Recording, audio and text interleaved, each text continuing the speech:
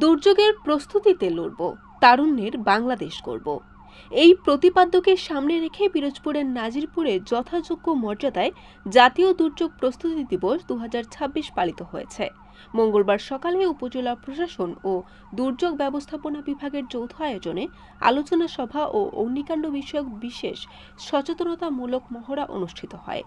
নাজিরপুর উপজেলা পরিষদ চত্বরে আয়োজিত আলোচনা সভায় বক্তারা বলেন, ভৌগোলিক কারণে বাংলাদেশ দুর্যোগ প্রবণ দেশ হলেও সঠিক প্রস্তুতি ও আধুনিক প্রযুক্তির ব্যবহারে প্রাণহানি ও সম্পদের ক্ষয়ক্ষতি কমিয়ে আনা সম্ভব।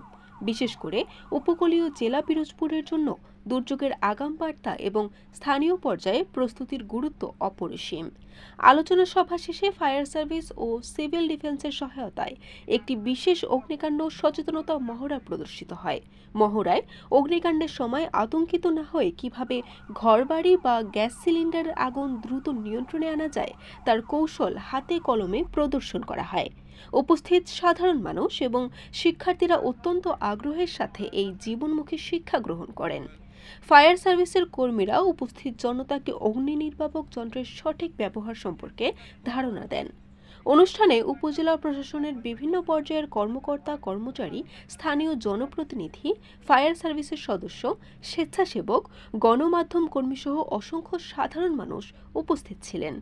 উপস্থিত সকলেই এই ধরনের মহড়াকে জীবন রক্ষাকারী উদ্যোগ হিসেবে সাধুবাদ জানান। বরিশাল.নিউজ।